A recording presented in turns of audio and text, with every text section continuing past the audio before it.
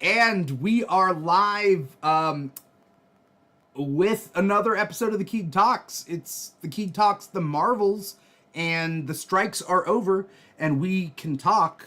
Keeg can talks the Marvels. I'm your host, Dimithri Perera. If you can see us live, you're watching us on twitch.tv/The Keeg Show or youtube.com/The Keeg Show, or you're listening to the podcast wherever you get your podcasts from. We're here to talk about the Marvels that just came out a couple days ago. The newest 30-something Marvel 33rd. movie. 33rd Marvel MCU movie that came out, and we're here to talk about it all. Let me introduce my guests, who you have seen before, but it was pre-strike, you know? Well, no, actually, I've had you during the strike, but we weren't talking about movies, right? Yeah. We got Cailin Dorothy, aka Comics by Cailin. Cailin, what was the last episode I had you on? I was on the Nightwing episode. That's right. Yeah. That's right. And that was comic book related. Right. Yeah. I mean, we touched on like some of his appearances in other media, but yeah. You would have liked to touch on Nightwing. You're not wrong. Shaking his head. If you're listening to the podcast, you can't see that he's shaking his head. We got Justin Jordan, aka Freddie's roommate. Justin, you're shaking your head. Shame on you all. How dare you objectify fictional people? How dare you? How dare we? What gives you the right? It's not my fault he looks like that. Don't encourage it. You can't encourage it. For shame. Justin, what was the last episode I had you on? Good question. I know while everyone was striking for better pay, I was striking the Keeg Show specifically, Dimithri. Yeah, it's true. We little known fact, we are part of the AMPPT. You know. I don't even know if you said that right, bro. I said it right because it's not the AMPTP, it's the AMTTPP. Sure. It's a different thing. We'll make it work. But yeah, I'm here to have some fun. I'm glad. The Marvels. I mean, let's talk about this. Let's take it back a little bit before we even saw the movie. There obviously were Marvel movies. There was a Captain Marvel movie. Then, you know, there was also a Miss Marvel TV show. How have you been digging those movies? Let's just say, you know, WandaVision for Monica's appearance, and Miss Marvel, the show, and Captain Marvel. Anyone have any hot takes? I mean, I don't know if it's a hot take to say that I liked it. WandaVision is probably my favorite MCU thing ever. Same. It's hard to put yourself in the mindset of what was going on during that time, because like we hadn't had any Marvel projects for a year. Yeah. The Infinity Saga just ended. Yeah. And then you have WandaVision that has so much potential of what Marvel could be, and what, like, it was so new and refreshing, innovative and characters that I did not care about, like Vision. Here's my first hot take. That is the best version of Vision ever. Better than any comics version, better than any like depiction. That's the best depiction of Vision I've ever seen, ever. So love that. And with that, we love Monica Rambeau. Love to see. You know, I thought her depiction was not really like the comics, but like, let's be honest, there's not a lot of material there to work with. Not substantial material, right? Because she was a character for a long time, but it's tough, I think, to gather what is Monica's point of view in the comics. Like, what is that character? One. Yeah, we got one. And then Miss Marvel came and probably gave us the freshest like view of the MCU we've ever seen. You know, I love when characters can look up at the Marvel universe. That's one of my favorite things about Spider-Man specifically. And Miss Marvel has all that and a nice family who doesn't die. and knows her secret identity, which is wild. Yeah. Very different, which is but that's beside the point. Overall, I loved Miss Marvel. I love WandaVision. And the first Captain Marvel movie. I didn't like hate it like the rest of the internet did, but I Right. was like, Yeah. not the worst. I rewatched it before the Marvels to get in Interesting. preparation. I was like, this is not as bad as we remember. No, it It's was. I not remember as love. bad. I definitely loved that movie when I saw it in theaters. It's not my favorite by any means, but that's because there's so many movies. Um, Yeah. but it's not anywhere near the bottom of my list. Not even close to the bottom. I No. I will say, I don't know if this is a hot take either. I think Captain Marvel, the character, and Brie Larson was kind of like set up to fail in a weird way because Yeah. When? you when she first debuted, because I don't know if you remember like putting yourself during that time of Infinity War just happened and Hmm. Captain Marvel is like the end credits, and you think, man, Carol Danvers is gonna come in and save the day. Of course, we need an entire story with her backstory to like really get to know the character, and then Endgame comes, and where's Carol Danvers? She's She in does some cool space. stuff, but Well, she's in space with a new haircut, and you're like, the oh, haircut. okay, the haircut took 30 years. All right, okay. And then Yeah. she comes down in Endgame, you're like, yes, finally.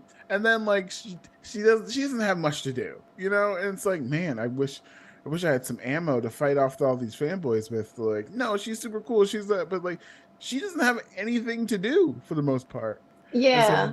for Yeah. this movie, I think the Marvels solves most of my problems I had with Captain Marvel and like her positioning in the Marvel universe in general because it makes her important. Her decisions matter, and she has a good supporting cast that like gives us an insight into who Carol Danvers is actually as a person. You know, does Yeah. that make any Hmm. sense? No, I mean it makes a lot of Yeah. sense. Um, I think superheroes live or die on their supporting cast, and that's something that like we don't talk about enough. Like I mean, I have I have some crazy thoughts. Cailin, what do you think? I mean, I agree with a lot of what you said. WandaVision definitely is my favorite Marvel project as well. Um, what I loved about WandaVision was, I mean, I'm a huge sitcom person. I absolutely love sitcoms. So I loved Yeah, that same here. every episode was a different tribute to some of the greatest sitcoms of all time. But then also, I think it came at a really good time because it was right in the middle of the pandemic. We hadn't even gotten the vaccine yet. Like it was, we were all just trapped in a little bubble.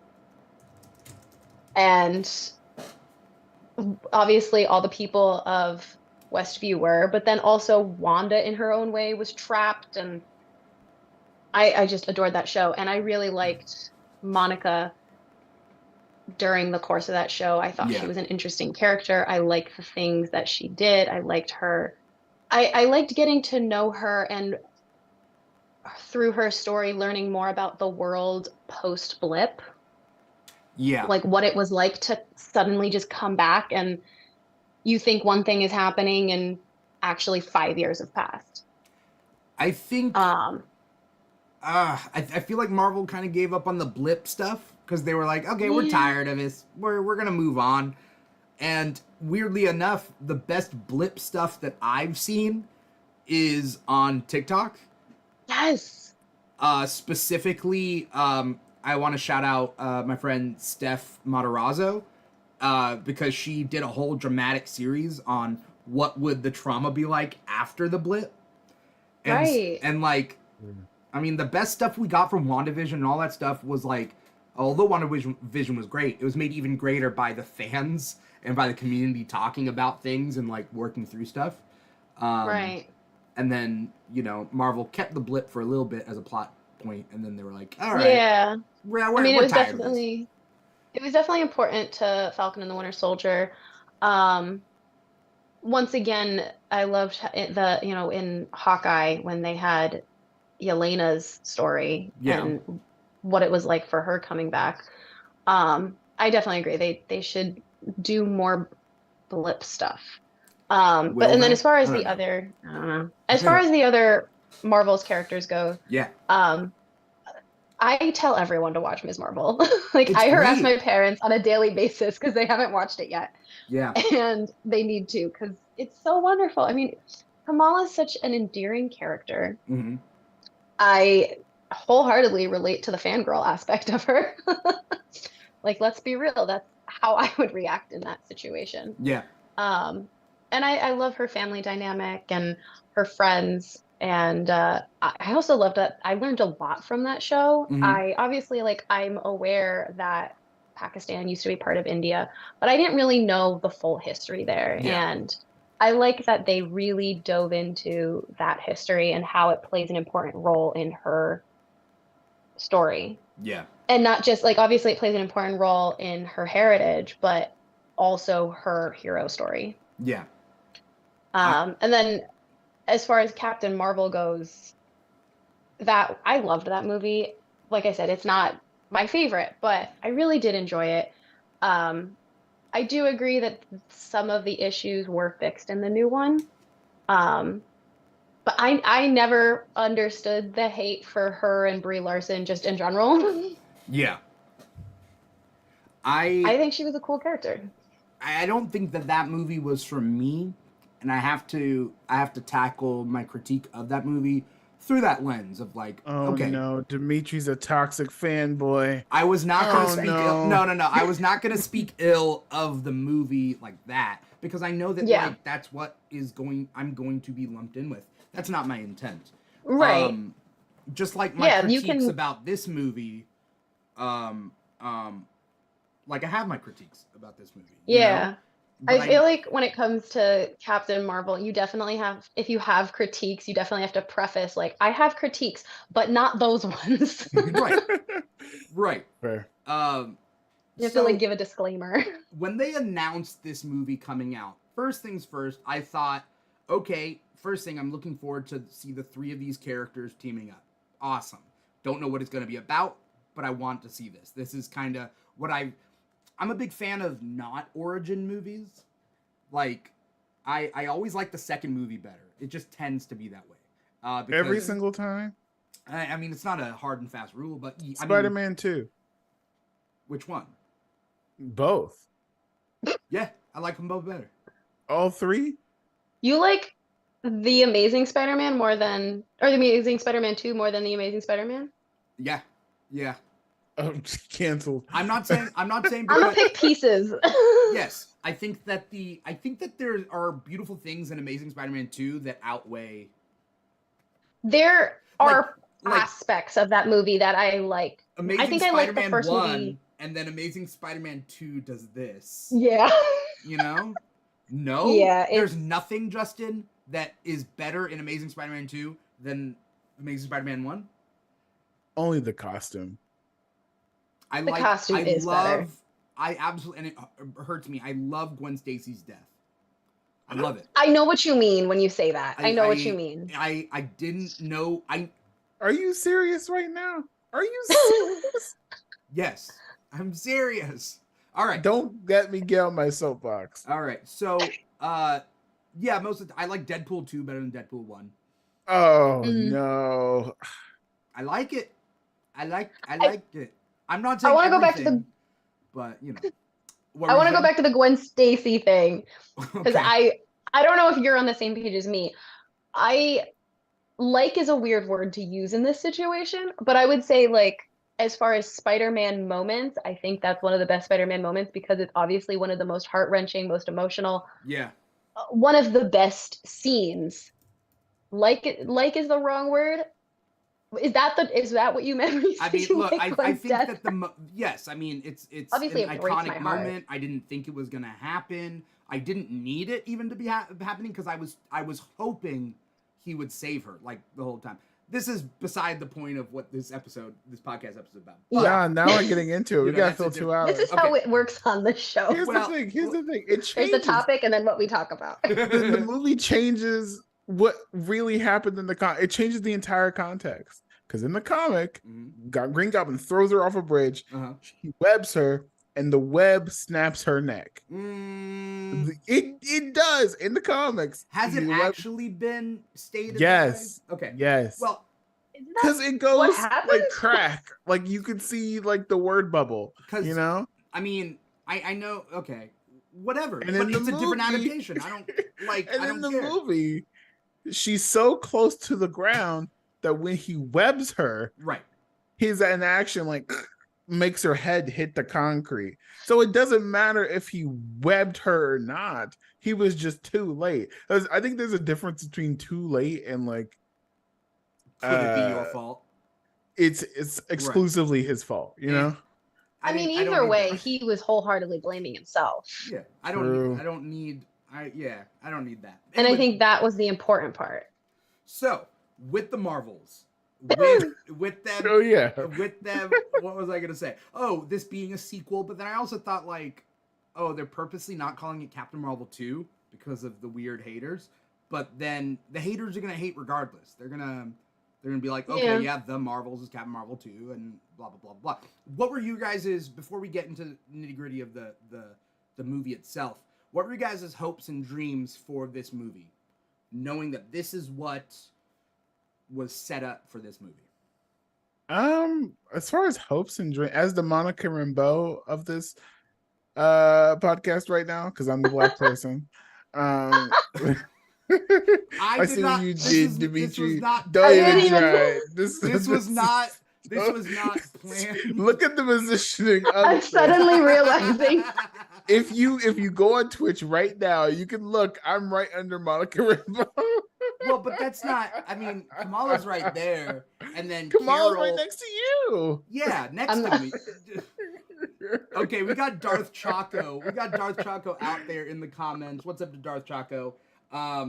Saying get on the soapbox, saying that he likes the title. He felt like it was reading an issue of Marvel Generations. Yeah, and then now he's laughing at us. Because he knows it's right. I see what you did, Dimithri. I see what you did. It's okay. It's okay. You get your woke points. It's fine. That's what is going on here? All right. Anyways, hopes and dreams. Hopes and dreams for this movie before it even came out. Honestly, this movie had a low bar to clear for me, you know. And like as far as like Marvel as a whole right now, I can go on this for like decades, but I think Marvel really needs a spine to the universe right now, you know?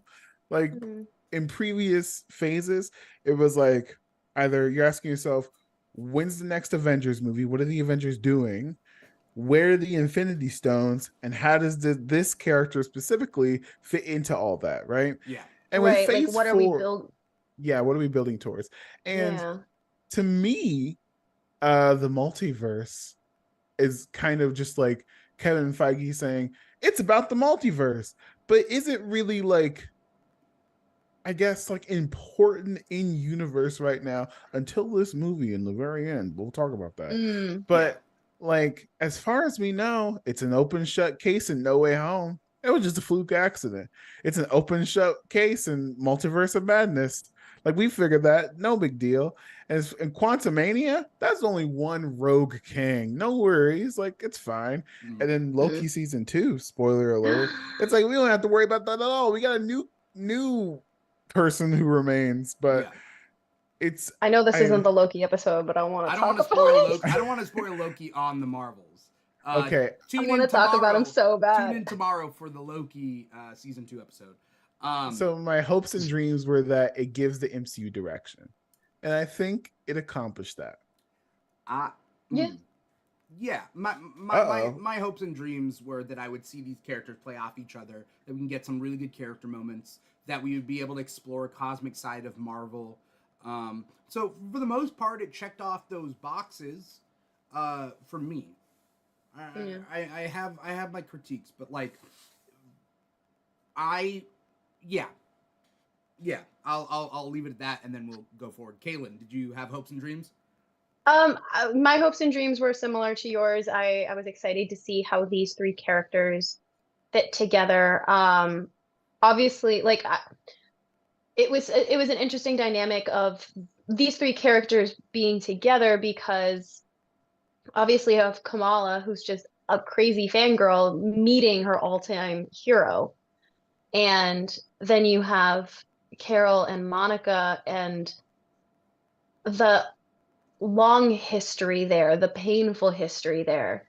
And so I was definitely looking forward to seeing Carol and Monica talk through that and have some sort of, obviously, it doesn't just all go away, but they got to a point where they were working together, they were communicating, they were giving their sides of the story of what had happened and what led them to make the choices they made in regards to their relationship with each other. Yeah. And then, I wanted to see Kamala be in that position where she's like meeting her big hero. She has her little fangirl moment, but then she really starts to come into her own as a hero working with these two.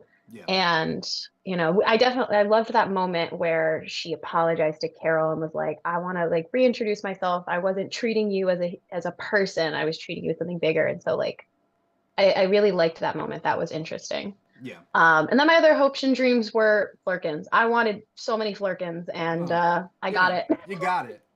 I got Flurkins.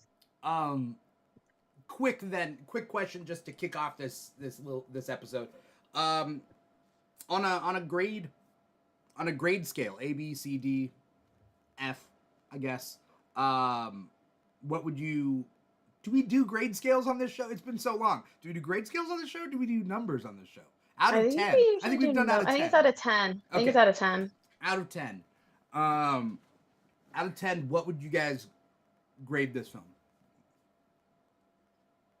I'm going to say 10 out of 10 just for the Flurkins, but then actually, I'd say like 8. Okay. Truthfully, it's 8, but just for the Flurkins, 10. I would give that was one of my 8. favorite moments in all of the MCU. Yeah. I think I give it an 8. I give it a solid B. I was like, yeah, it could have done a lot of stuff better, but I'm glad I went. Not too bad, not too shabby. I hope to see more. I like the way you put it, because I'll expand upon what I think. I would also actually give it an 8 as well. I think it was a solid 8. I think that the way, like, did I waste my time by being there? Did I go to the movies and waste my time? Did I enjoy it? Did I feel like I wasted any money? I'm on AMC A-List. Shout out to AMC A-List. If you want to sponsor the Keeg, feel free. But really, I get to see all my movies through that. So, great. But did I feel like I wasted time? Like, there were other movies that I wasted time. This year, The Flash was a waste of time. I have yet to waste my time on that. The Flash was an utter piece of nonsense. Is it because it's a dead universe? No. So many problems with that movie. Anyway, you guys can check out my previous Keeg episode where we talk about The Flash. Was that the last one? No. It was a little bit before the last one. But anyway, what was I saying? I'd give it an 8. I didn't feel I wasted my time. I liked it. I enjoyed it. I liked being a part of the atmosphere of the theater. I'm also very pro theater. And like, that's good. I couldn't give it more than an 8, but I also can't give it less than an 8. I thought it was a good movie. 8 means good, right? Yeah. Canceled. Oh yeah. Oh yeah. 8 is. Do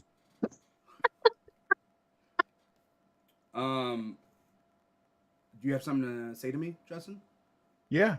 Oh no. I think you aren't woke. Okay. Which means we're gonna have to cancel you. Okay. We all gave it an 8. What did you guys like? Let's talk about the story. Okay. Right? We'll talk the story. It's your first. show. You tell me. And I'm telling you, it's the story. I could talk about what I liked in the movie for hours. So the story really is about what? There's this anomaly that the 3 people are switching places. That's how they come to be. Mm-hmm. We go to a bunch of different places. There's a Kree Debar. What's her name? Debaran? Dar-Ben. Dar-Ben. And which the entire time was making me think of Dar-Man from TikTok. Dar-Man. Oh, no. Every time they said her name, that's all I could think. Yeah, I don't know. What more is there to the story? The Flurkins. The Flurkins. I mean, okay, are we really getting into it? The story part? We're diving in. Let's get into it. Okay. I mean, it starts off, Nick Fury's in space for, if you watched a certain show, you know why he's in space now. Are we spoiling? Can we give spoilers on that? Because go ahead, give spoilers, because I am refusing to finish that show. For Secret Invasion, we can give spoilers. For Loki, we cannot. Okay, I know some of the things that happened in that finale, but I will not watch it. Was a waste. Like, that was the worst Marvel show. Worse than Inhumans. No, Inhumans doesn't count. How does it not count? As far as MCU goes. How is it not? It's a part of the MCU. Well, but it was like part of the TV, so it's whether Black Bolt is in Doctor Strange. Yeah, but so is Professor X, and the X-Men Fox universe is not part of the MCU. But he's wearing it's the same actor, and he's wearing the Black Bolt costume. Yeah, so Patrick Stewart is playing Professor X. Doesn't mean Fox is part of the MCU. This movie might beg to differ, but also people are misusing MCU when they talk about the multiverse. I'm sorry, I hate the multiverse, okay? I'm just gonna get this out there. Why? I hate the multiverse. I hate it so much. I thought gives me a headache. At the beginning of all this saga, I thought it could be used sparingly and like thoughtfully, logically. I thought that they would manage it, but they're putting 3 whole phases around the multiverse, and all it does is allow weirdos out there to be like, okay, we're gonna bring back Black Widow, back Tony Stark, and just have the original. We're just gonna bring back the original Avengers again? Why don't we just get rid of everybody else that we've developed upon? I hate it. Okay. I don't fully disagree. Here's the thing. Do you want Tobey Maguire back or not? Do you want Andrew Garfield back or not? I thought the best. Why or not? The best place the multiverse worked out was in that Spider-Man movie. Yeah, great. Yeah, you knew those characters from their respective universes. That's a crossover event, right? Like a crossover. Yeah. Do you want Deadpool or not? Do you want it or not? I absolutely want Deadpool, but Deadpool's a different story. And Deadpool's is his own universe. Like we know him. Like. Deadpool's different, because of his like whole fourth wall thing. Like you can kind of do whatever the hell you want with Deadpool. But also, there's unlimited possibilities with the multiverse. Anyway, yes, I understand where you're coming from, though. Seriously, I get the multiverse fatigue of it all. It's not fatigue. I thought it was a bad idea to begin with, and I thought that they could have done it smart. I thought they could have done it smart, and they didn't. And I think the idea is smart too.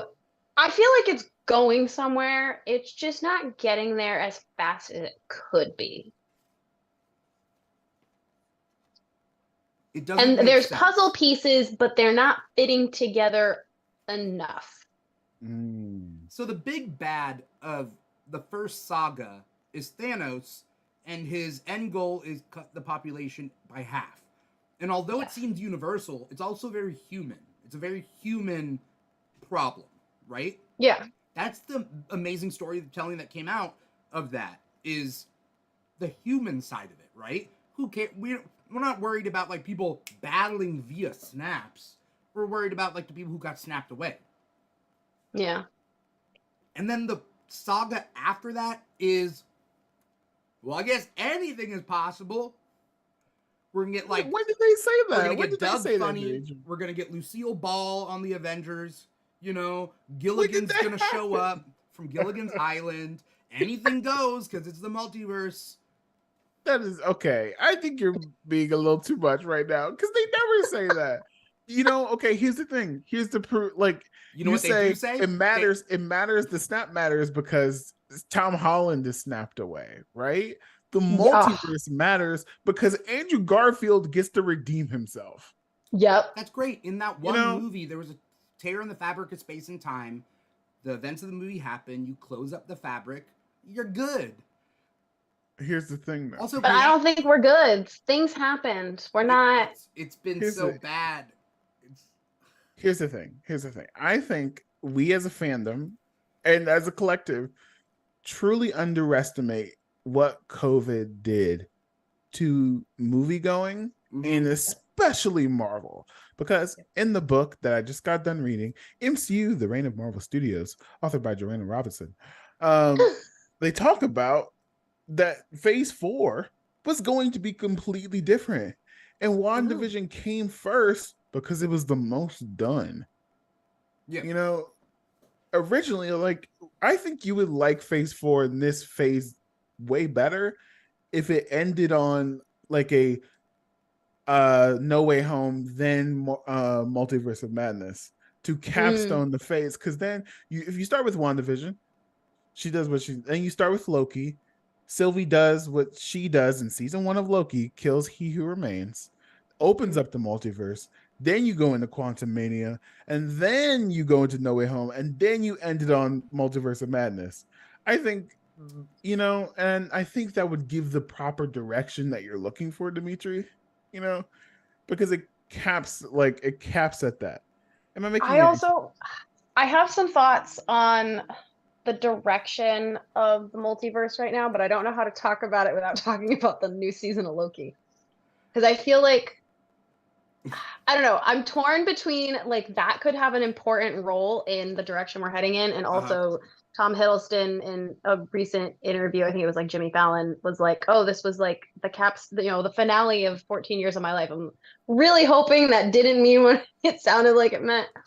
Yeah. But I don't want to dive into Loki, but but you see what I mean? You have to talk about Loki, especially with the end credit scene. A lot of the like stuff will obviously come about in the big crossover movie that they're gearing up towards, but whenever honestly, that is, it doesn't make sense. There was a very human-based saga about loss, and now there's a multiversal saga about anything goes, and then what comes after that? I know the mutants, but like, how does it Dragon Ball I think you just need to be a little more patient. I mean, yeah, I can be patient. That's fine. I'm just ranting.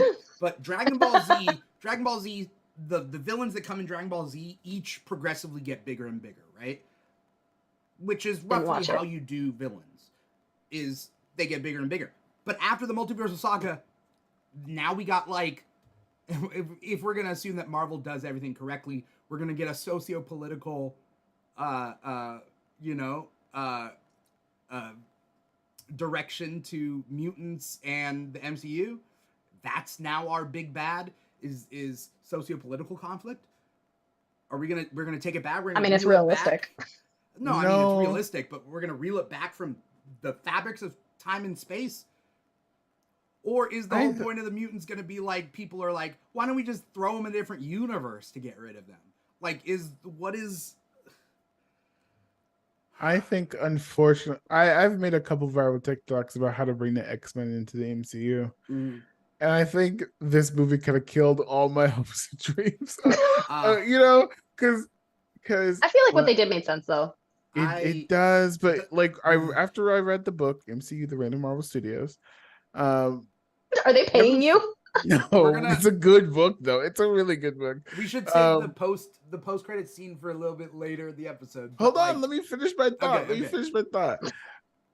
Kevin Feige worked on the X-Men films, and he studied under Amy Pascal, who worked on Spider-Man. I think it's clear by the end of this movie, Kevin Feige isn't planning on making new X-Men. He thinks the Fox X-Men are his X-Men. No, he's like, no, those are my babies. I think Justin's right. Because with Deadpool, I don't think so. I think you don't look at me like I'm telling you I'm wrong. I'm not saying Monica got thrown into another universe, Dimithri. I know. There's so many problems. I do not like. Okay. Anyway. This movie, what were you guys' favorite moments? Oh, you can go first, Cailin. I've talked too much. You go first. This is the shortest Marvel movie, right? Is that what it was? Yes, it is. It's the shortest. It was and an I hour wish 45. There was a little bit more time, personally. I think they could have afforded to make it 2 hours. I'm glad that it wasn't super long because I think we have hit a point where some movies are unnecessary. I think Endgame was as long as it needed to be. Like that movie needed to be long. But we are definitely getting way too many super long movies. I think this could have been longer, but I'm not mad about the length. Anyway, favorite moment, obviously the Flerken scene. The Flerken scene? I was dying throughout that whole scene. Obviously, I'm a cat lover. I'm wholeheartedly obsessed with my cats and just cats in general. So Goose has always been a favorite of mine. And did you get the popcorn thing? No. You know what I'm talking about? I almost never get popcorn at the movies. Yeah, but I collect the tins, but there was an that was the egg. The egg with the Flerken cup inside. Oh yeah, I did see that. And I don't there's know a bunch of different Flerkens. My theater almost never has like the fun stuff. I don't know why, but my AMC, I have 2 AMCs right near me within walking distance, and neither of them ever have what? Go to the fun one. Well, first of all, I have my preferred AMC for like the seats, but neither of the AMCs really have the fun like popcorn stuff. What? I don't know. They almost never get it. And I usually go on like opening night, but I also it's possible I don't entirely look for it because I almost never get popcorn when I go to the movies, except today I did because I hadn't had lunch. Yeah. And I needed food before I saw Taylor Swift again. But no, I didn't get the popcorn thing. Anyway, the Flerkens were absolutely magical, and I really loved the moment when I realized what their plan with the Flerkens was. And the fact that they were playing memories from cats during that scene, I was practically crying for multiple reasons. I thought because that song makes me so emotional, but the use of it was just so comedic. It was super funny, but it also was great. Did it break the logic? I don't think it did. I don't care if it did. if you find out that there's their logic made sense to me, but there is a comedy element to it, but it's not absurd, but it's it's weird. I don't know. It was just weird enough, but also I feel like logically, like the way Flerkens work. And we haven't exactly fully expanded upon the biology of Flerkens, so they could kind of just make shit up. And Flerkens can hold a Flerken kitten can apparently hold multiple humans. Well, I mean, did they do that in the first Captain Marvel? Like that it can pull in things that are bigger than it? Oh, absolutely. It ate people. Goose definitely ate multiple people in that first movie. So, I mean, for a while he was like holding on to the Tesseract, but there was a couple of times he ate some of the bad guys. I forgot about the way. Yeah, there was like a whole thing on the spaceship. He like ate a bunch of the bad guys. Right, but he didn't spit them out. I think he did spit some out at some point. I could be wrong. I mean, he definitely like spit up the Tesseract. Like he didn't digest that. Right. I wonder if they have multiple stomachs, the storage stomach and the digestive stomach. Right. Right. And it's almost we're gonna get into the biology of Flerkens. Their bodies are like bigger on the inside, right? Yes. I would not. I wouldn't want to be eaten by a Flerken though. It's a lot like I wouldn't unless my life depended on it. I don't think you have a choice, Dimitri. I mean, I would scream. Like I wouldn't go, okay, take me. I mean, that's pretty much what happened. The people were told, okay, let this thing eat you so you don't die. And you're like, they were still like, absolutely not. No, I wouldn't. Justin, do you have any thoughts? About Flerkens? Flerkens? Were the Flerkens working? The Flerkens were just okay for me. Okay. I liked them. Now there's like odd people, thousands of them. I was like, Jesus Christ. Yeah. But I thought the scene worked, and I thought it was very funny. But that wasn't my favorite part, though. It wasn't my favorite part. What's your favorite part? Oh, it's when Dar-Ben is talking to the Skrull Emperor, which was mentioned in Secret Invasion that Cailin didn't watch. Yeah. I'm not watching it. I watched the first 3 episodes. Right, but my favorite part is like Captain Marvel comes in to save the day, and like the look of terror in half the people's like eyes, like, oh, can we curse on this show? Yeah. Yes. Oh, you gonna shit. say whatever the flirt you want. It's Carol fucking Danvers. We are all gonna fucking die. Yeah. But the best part is when Dar-Ben opens up like a wacky space hole. Yeah. In the sky. And everyone needs to evacuate, and Captain Marvel was doing her best to like try and like save everyone and all this stuff, and then like as she looks at Monica, she's like, where's Kamala? And Kamala is like saving people instinctively, like against better judgment, saving people into the last like moment that she can. And Captain Marvel is like, we gotta go, but like, no, there's plenty of people to save. But Carol chooses the strategic option, like bullheaded, right? Like, we gotta go. I've already made the decision. Like, it's up. Sorry. Try to do what we can. And Kamala, inspired by Carol Danvers, is out saving people into the last moment. And then like you think there's going to be like this like tension or divide in them, and they like put the Skrulls on the ship and they fly away. And then a super cool cameo comes, and Kamala gets down on one knee and tells the person, don't worry, Captain Marvel will save the day. After Carol has given up hope on these Skrulls, like, I try my best. I'm sorry, this sucks to suck. But I think it's just the thesis statement of the movie in one scene of Kamala being this beautiful bright light of hope and optimism, inspired by a literal bright light of Carol Danvers herself. And even though Carol can't see it in herself in that moment, her actions, even though the certain parts of the galaxy thought that she was like the annihilator, her good actions inspired one person. And in this case, it's the right fucking person, Kamala Khan, you know? And I was like, you know what? Mission accomplished. You know, like that's what the movie really needed to do. And I thought it did it well, you know? Yeah. I think maybe there's two favorite scenes for me. One was what was part of this, which was the Skrulls getting a home on New Asgard. I think that's BS, honestly. Because they could have had all the events of Secret Invasion could have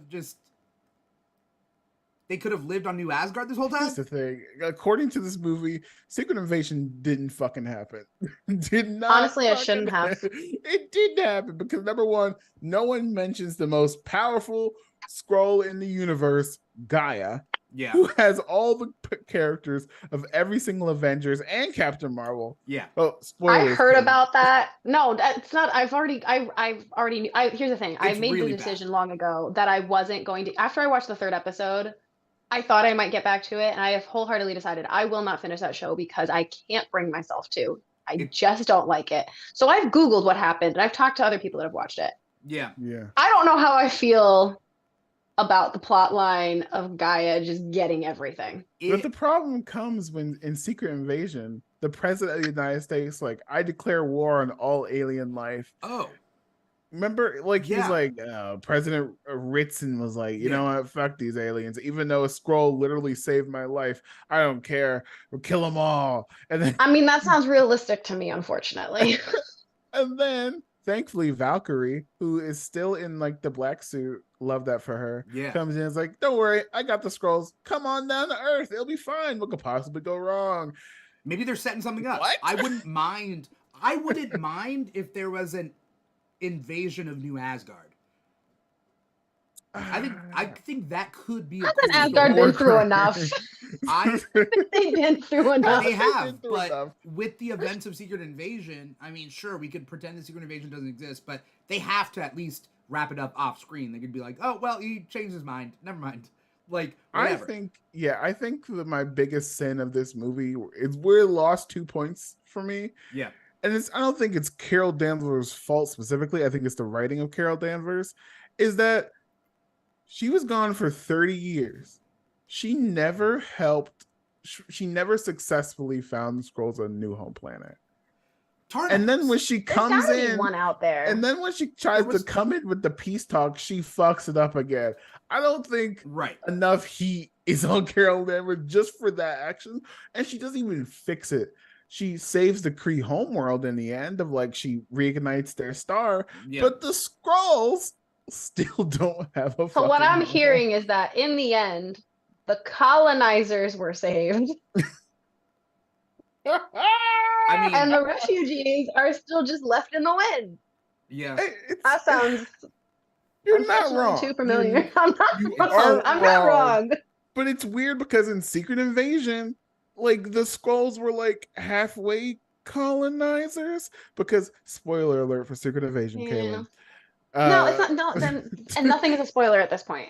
Give me everything because I'm not watching. Talos was like, Nick Fury. By the way, I know that I said there were about 30 Skrulls on Earth, but turns out there are about over 1 million Skrulls on Earth just hanging about. And Nick Fury's like, "What are you talking about? We barely accept black people. How are we supposed to expect 1 million Skrulls? Like, what are you doing?" And then he gets into a fight with Talos, and Talos dies dramatically trying to save the president of the United States, who then declares war on all alien life. But whatever, Talos. Not even all Skrulls, all aliens. Like I don't know. To the average Marvel Universe person listening to President Ritson, do you think they're gonna do like a this one's a species of Korg and this one's a Skrull? No, it's war against all aliens, you know. So, man, Carol really fucked up. Secret Invasion seemed like it was written by AI, and it seemed like whatever they were doing with this movie and that, they didn't link them up. They purposely were not in connection with each other. They didn't. I mean, the intro credits were AI. I think it was written by AI. That's not a conspiracy, I don't think. I think that it was legitimately... Because the way the final battle works is really just... And then they fight, and then Gaia wins. There's nothing to it. There's like, they fight, they use some powers, Gaia wins. Because Gaia I still don't like that they gave her everything. I don't know. They not only gave her everything, like, she changes her arm to Drax's arm. Like, there's I heard that. There's so many like, redundant powers in that mix. I almost want to watch the last episode, and that's it. You can. Like, the whole purpose of Super Skrull specifically is that he takes the powers of the Fantastic Four. Right. And I guess they kind of jerry-rig it because you have the wooden arms of Groot and, like, the I just feel like it's a bad plot point. Yeah, I mean... It's a bad... I just think that's a bad decision. I don't really have a reason for why it's a bad decision. It just feels like one. If a human was writing it with a full writing team, as the strikes were striking for, if a human wrote it with a full writing team, it would have been a better show.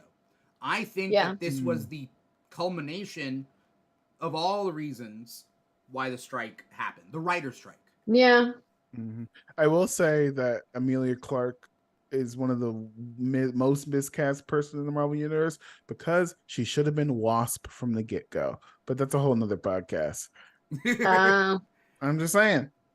Should have been Wasp. Depends on what type of Wasp. You doing fashion designer Wasp or cutesy wootsy fashion designer Wasp? I don't think that... Okay, whatever. What? Say it, Dimithri. You got something to say? I don't think that the same sensibilities that made Monica Rambeau a scientist, because I don't think Monica Rambeau is a scientist in the comics, right? I don't think... Honestly, they made Monica Rambeau a scientist, which is great. I thought it works. I don't think those same sensibilities were like, okay, but now here's a fashion designer superhero. Wait, okay. Pause. I think we're getting mixed up. I think we're getting mixed up. I think Emilia Clarke should have been Wasp as in Shrinking Power Wasp. Right? Yeah. That's what I'm saying. Yeah. But I'm okay. Maybe I'm arguing the wrong point. But like, she can still be. She's still a scientist. Is the comic Janet Van Dyne a scientist? Yes, they worked with the Pym particles with her husband Hank Pym. Am I wrong? Am I laughably wrong? I'm the wrong person. I haven't read. but I don't know in the comics whether she started off by working on the Pym particles with him. But anyway, well, who knows? Anyway, we'll never. I guess we'll never know. Yeah, we don't see Nick Fury's wife in this movie. Or maybe we do. That was the last episode I watched. She was a Skrull. She transformed into someone else. Also, what the hell happened to at the end of Far From Home, where we see the ship full of Skrulls working on Saber? Like, that's their home, right? Yeah, that's because Kamala Khan's family came up and they shapeshifted. I don't know. I'm trying to no prize it. I'm really trying to. That's a good point, though. Like, I thought like all the Skrulls were on Saber, like according to that end scene, or at least a bunch were. Right, a bunch. Like that they had homes and jobs and like I guess an economy of some sort because they can get paid through Saber, I would assume. Yeah. Good question. Who cares? I forgot about that, honestly. I haven't watched it Far From Home in so long. But instead we get other aliens, but they're all human-looking aliens, right? Because there was that guy who was like, I'm 300 and something. And it's like, cool, you look like a human being that just has a beard. Yeah. There's nothing about you that looks like an alien. Not all aliens look like aliens. Yeah. But none of them. Dimithri. No, I said not well. I know. Some of them are Asgardians. We don't see any of them. Jason Williams on YouTube, want to shout you out. Jason Williams says Janet Van Dyne was always a peer scientist. And I'm trying to look it up. So I was right. But I can't find any. Maybe that was a retcon. I don't know. But according to what I'm looking up, like she was a socialite daughter of a scientist. And then Hank experiments on her to avenge her father's death. Look at Dimithri trying to diminish the accomplishments of women. Look at him. I like. She can be a socialite and a scientist. I like that. Yes, I like that. I like that. I want her to be a scientist. What did that lawyer Barbie say in the Barbie movie? She's like, my emotions do not like interfere with me being a good lawyer. Yeah, something like that. And both can coexist. Yes. See, someone did not watch Barbie. Oh, we got to talk about Barbie. That's a whole nother episode. Yeah, let's talk about Space Barbie. Did you guys like the villains in this? Let's talk about Dar-Ben and whoever that guy was that was beside her the whole time. What villain? Dar-Ben was like right for like half a second. For a half second. I mean, as far as do I think she's a particularly memorable villain? No. But she's like Thanos. Like you have a point, but you're going about it in the worst way possible. Right. She really was a lot of the Marvel villains are like that. I mean, Killmonger, you have a point, but that's not the way to do it. Right. I mean, she was wrong. Like she was right, but then she did it wrong. Like, right? Exactly. Yeah. Like, was she ever right? Was she ever right? Well, Captain Marvel did. Captain Marvel, in trying to do something right by destroying the Supreme Intelligence, ended up completely fucking up all of the system. She completely, it wasn't just like, oh, like the Supreme Being is gone or the Supreme Intelligence is gone. Like, it somehow completely destabilized the entire planet. Could you imagine though? Could you imagine if a soldier just went into like the leader of a foreign country, bam, figure it out? What do you mean figure it out, Carol? Yeah. Like I solved your problem. Don't worry. I just realized that this is exactly what happens. Yes. I just realized that like Carol Danvers is. She was the Annihilator. She's going into another country and she's destabilizing the government by assassinating their leader. Figure it out. And then just dips. But her own country kind of. No. Like, could you imagine if the member her of adoptive country. Could you imagine if SEAL Team 6 was like, you know what, Joe? I've had it. Oh no, we can't. We're not saying this. We're not saying this online. We're not saying this online. This is not getting back. I'm not a part of this conversation. Scary stuff. But like, that's like, what it is, though. Well, but I mean, if you, oh, fuck this. It's more like the because you have to look at it from the point that, you know what I'm talking about? yeah, It's more no, like yeah, him. He was brainwashed, Yeah. right? but I mean, you look at the Kree, and obviously their society is not functioning the way society should function. You know, Mhm. they're doing very, very bad things at the leadership of this horrible, evil being. So, from Carol's perspective, she thinks she's helping by destroying this thing, but she is just motivated purely by the anger of what happened to her, how she was brainwashed, she was lied to, she was taken advantage of. So she thinks she's helping all of Kree by getting rid of the thing that did that, without really thinking about the repercussions of trying to build a new, like, she just dipped. New Like, society. there's Well, no, that's the this point, is right? the only way that this is the only life that I'm not saying the Kree are right for following the Supreme Intelligence, but it's the only life they've ever known.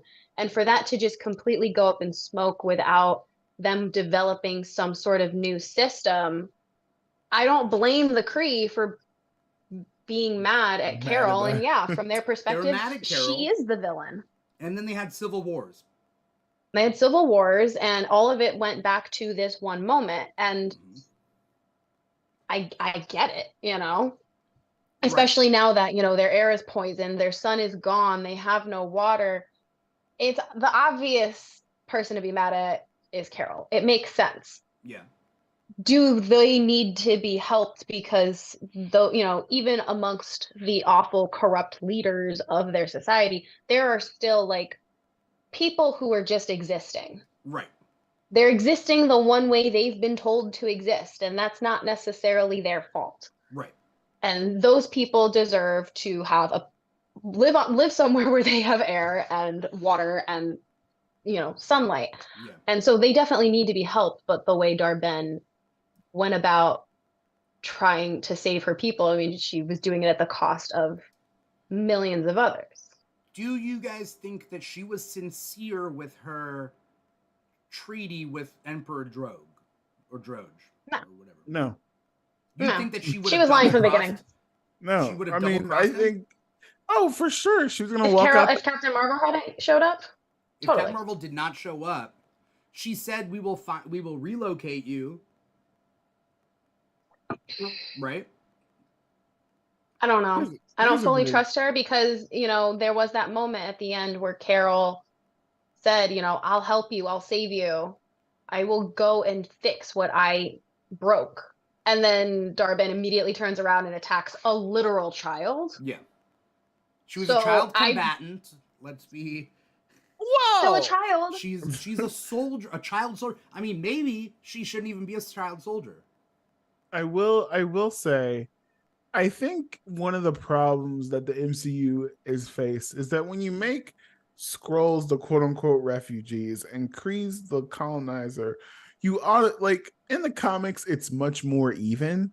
I would say, like, right. The Skrull Empire is an empire.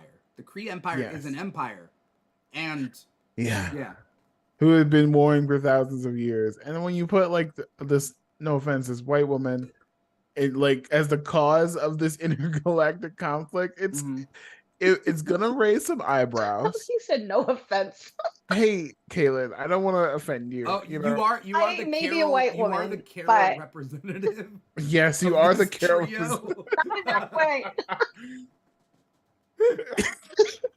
You did this on purpose, Dimithri. I did not. Oh, even yes, you did. Yes, you did. He's like, I need a white woman to fill this role. Whoa! I have never said in my life.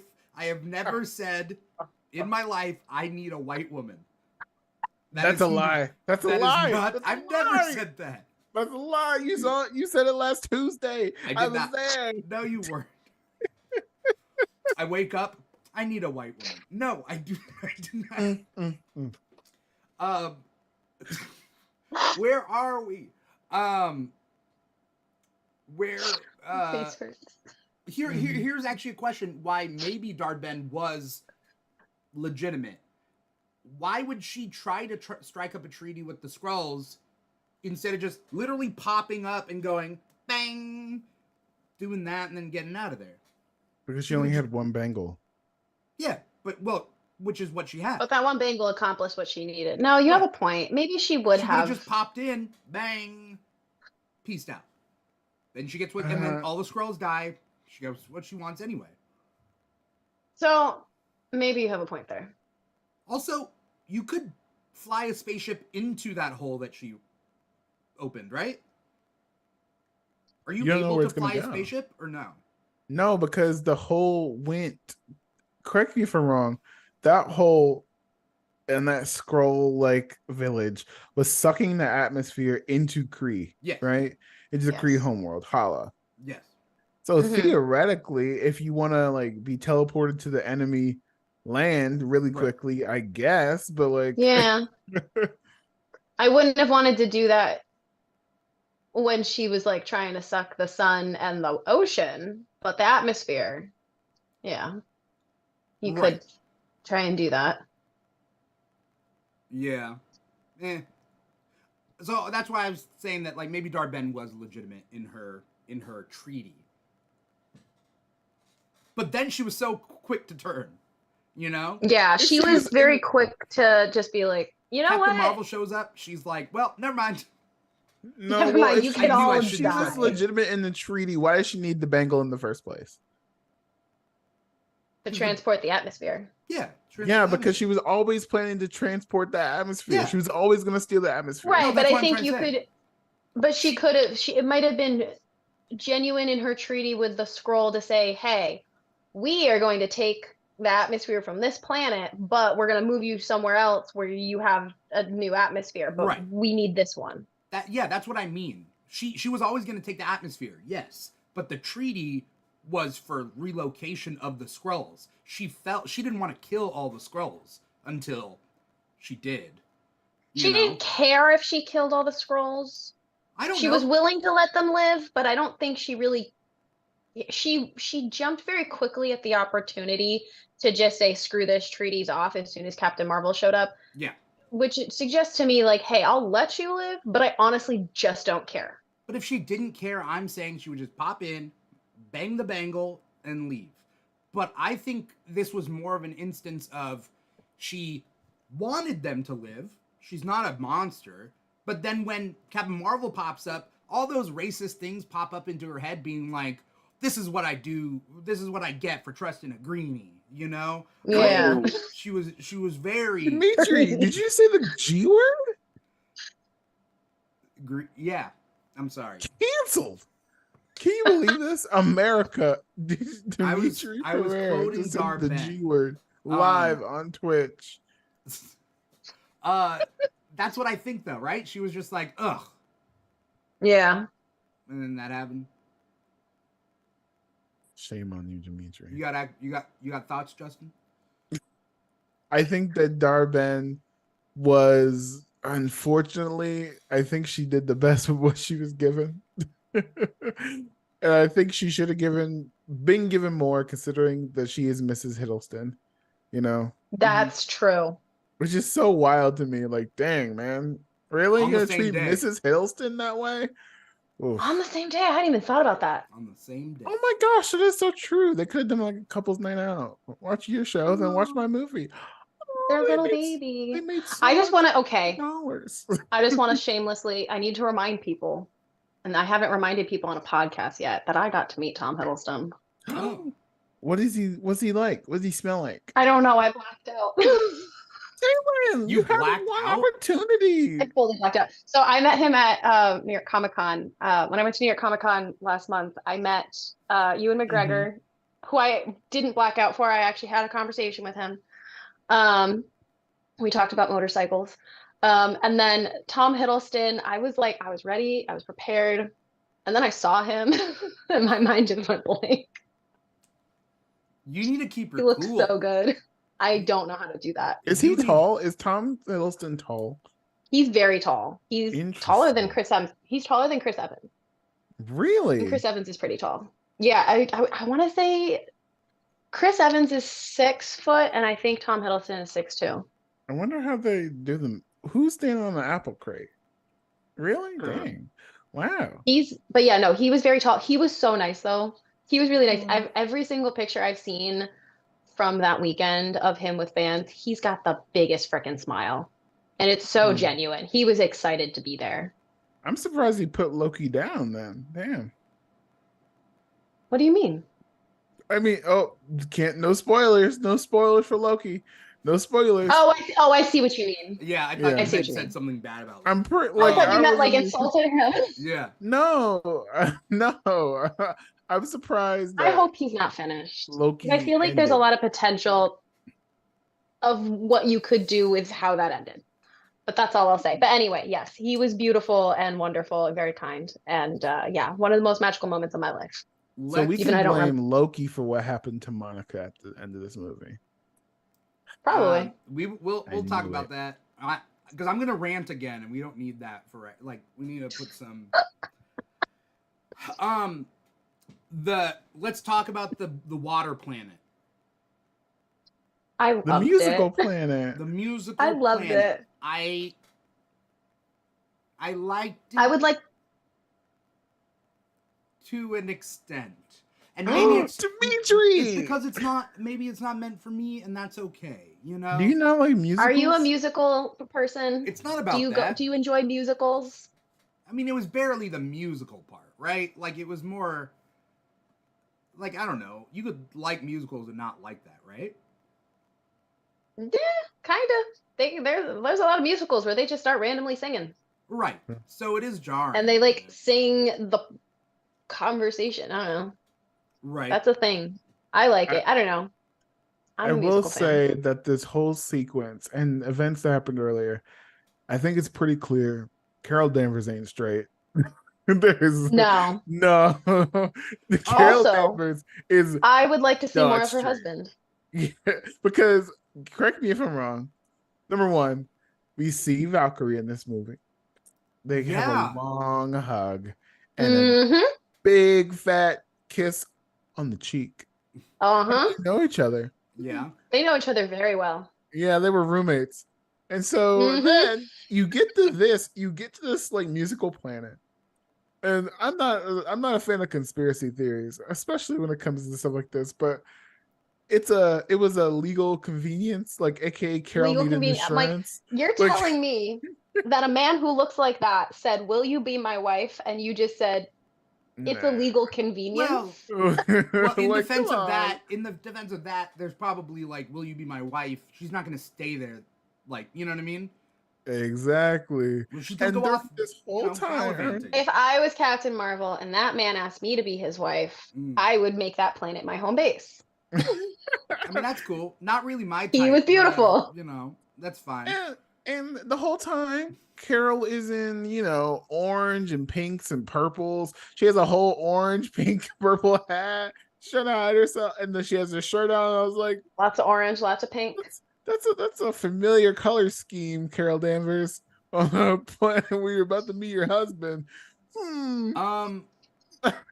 I also thought her scenes with Maria. I've always thought about her and Maria. No, they are family. They made it very clear. Family?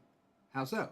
Oh wait, are we What talking? kind of family? I thought Maria. Okay, Maria and Carol. Yeah. You're telling me What did you Monica think was has family? intimate photos of them all as a family? Wait, Intimate photos that Carol left in their like little house. Yeah. Maria and Carol did. In what intimate? You're saying intimate. In what respect?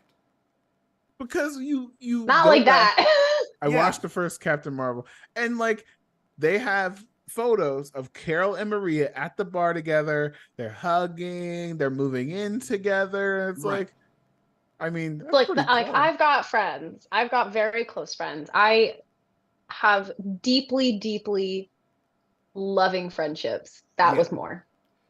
Yeah. That was more. And Monica calls her aunt, but in a but it doesn't. I don't think it means aunt. You know what I mean? It's more like, right? That's her second mom. Yeah, that's what I mean. Yeah, the second mom sort of situation. Oh, for sure. She's mad Carol because her Danvers mom is the best. abandoned her. It's not just like, oh, my mom's friend who, Yeah, was kind of right. like it. It It's would be her weird. mom. That's Nobody her cares. mom. Like, oh, my mom's friend abandoned us. My aunt abandoned us. Or I my will mom say, abandoned me. here's the thing. I will say it's weird that Lieutenant Trumbull age that we see in Captain Marvel, right? That was five. Carol left 5 to 6 years ago, or like disappeared 5 to 6 years ago. So For what? from 0 to 6, yes.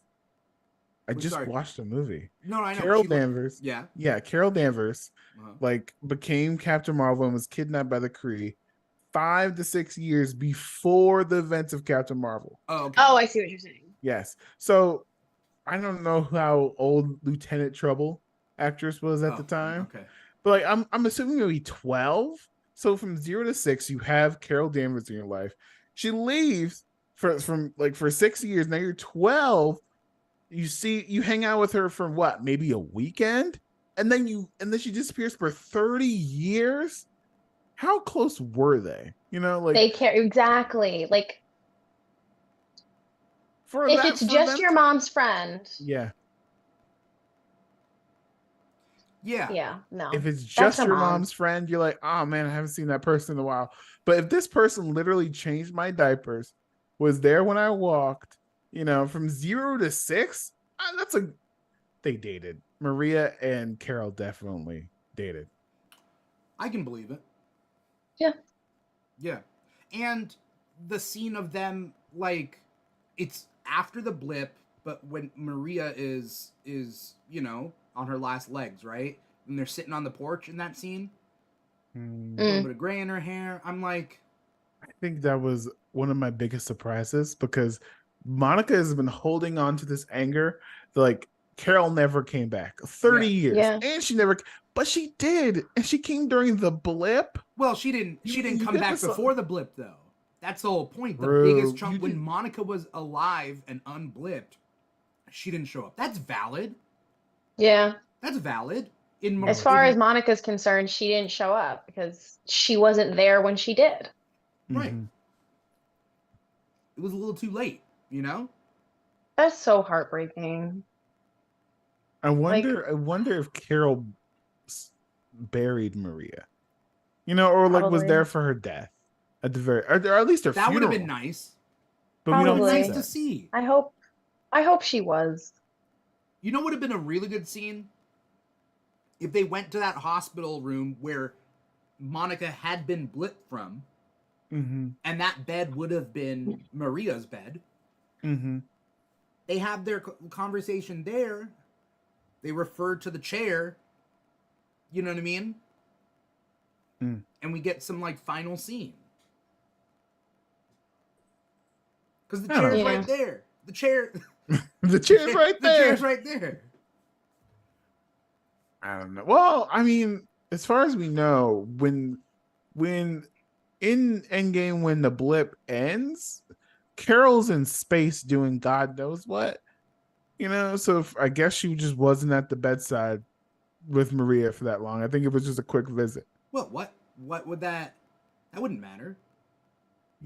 Yeah. She would be with Maria when Maria dies, and then she goes back in outer space. We don't know when she died in the 5 years, though. Okay. Yeah, whenever. Whenever. No, at some point she dies. Carol's by her side. She dies. She leaves. We'll see. I guess we'll never know. I feel like we're missing a lot of important questions from the structure of the MCU. That's kind of the problem here, because some people want just bam, biff, kapow. And some people want an underlying human sort of connection to their stories.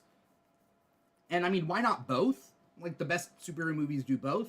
But I feel like there are certain Marvel projects that are just like, well, bam, biff, kapow is what you get. That's it. We don't have time for anything else. Yeah. Do you have an example? So if I'm talking about the blip, because my big thing is like the blip should have been more integral to everything. I think they could have mentioned the blip Did they mention the blip in Shang-Chi? I like Shang-Chi. I'm just saying, like, I believe. Go ahead. I seem to remember, because I remember like my roommate at the time was not really into Marvel and she was thinking about seeing it. And I was trying to like steer her clear of any spoilers as she was watching everything. So I seem to remember there's a poster. There's like posters and whatnot in the background, and there might be one throwaway line, yeah. but it's not really. At most, there's a throwaway line, but I don't even know if that happened. I know there's posters like in the background of stuff, or like a newspaper in the backgrounds of scenes that mention the blip. Mm-hmm. At most, I think there might be one line. I mean, maybe it doesn't matter. I don't know, but I feel a little bit let down by like the lack of interconnectedness. Yeah. You know. Speaking of the blip, was Kamala blipped? We don't know. Because there's one line in the Marvels that caught my attention when they're getting ready. They've just, come back to Earth after evacuating the space station. All the Flurkins are letting all the people loose, and the three of them are gearing up to go up and battle Dar-Ben. And Kamala's having a moment with her family, and her brother says something about, I don't want to be an only child again. And obviously they have a little bit of an age gap. I thought that was because of the age gap. Yeah. Well, because here's the thing. Here's the thing that I'm thinking about. I know people that have a big age gap with siblings. I have friends whose siblings are 10 years older than them. But traditionally, most families, kids are, especially if there's just two, there's only a couple years between them. Right. It's possible that they really just have a big age gap. But that line made me think like, oh, like, was he an only child because she was blipped, or is it just from when he was a kid growing up before she was born? I mean, it's not outside the realm of possibility that there's just a big age gap in between them, right? Yeah. But then again, she's so obsessed with Captain Marvel. I think and Captain Kamala Marvel was like works, during the blip. Yeah, I think Kamala Khan works better if she's not blipped. Yeah. Because like if she's, I'm assuming 15 during this. Yeah, she's like 15. So you're telling me this little girl was in New Jersey, right next to New York, when Spider-Man got abducted by aliens, 10 years old, right? And then she lives through a post-blip, and during the blip era, like where everyone has no hope, the Avengers lost. And then when she's 15, like, I guess you hear the story of how they won, and there's this random person named Captain Marvel who came in and destroyed everything. And you're in Jersey and you can see. Yeah, I think that makes more sense. Like, I think I would be amazed too. So you're saying she didn't get blipped? You don't think she did? I think that makes more sense. Any Kamala's family got blipped. But that's the problem, is that like we know that the blip happened and we know the blip affected everybody, but we're purposely not stating that. Yeah. It's been sprinkled in, especially the earlier stuff, but I mean, even if they just say that like luckily we were all blipped together, boom. Or not. I mean, Peter Parker and his friends were. Yeah, all of them were blipped. All of Spider-Man's cast blipped. Except that one kid who didn't get blipped and now he's part of their grade. That's great, That's honestly. Like, no, and then the teacher who like he thought his wife got blipped, but she used that excuse to leave him. They were Forgot good about moments. that. Can you imagine? Wait, would you be upset if your partner found someone else during the blip? Would I be upset? Yeah. I'd be upset. Because for you, it's don't like I 2 seconds. understand, as far as that person's concerned, I'm dead, and time passes, you move on. But I'd still be upset because it's for me. No time has passed. 5 years. I think what'd be cool is like you open up Tinder And like all the people who are older than you, now you're their age. If they got blipped, and you're like a whole new dating pool now. You know? You ever thought to yourself like Do you have to on the driver's license? oh, that there's Say a if little you're a blip, asterisk? because they Is there mentioned this with are there Flash. Yeah, Yeah, because technically based on his birth year, Flash is 21, but he was blipped. he was blipped. Do they have to come up with a new driver's license system? Like, hey, here's when they were born, but they were blipped, so legally. Not See, just driver's licenses. You'd have to overhaul the whole like medical administration system. Yeah. Because you can't just enter a year someone was born.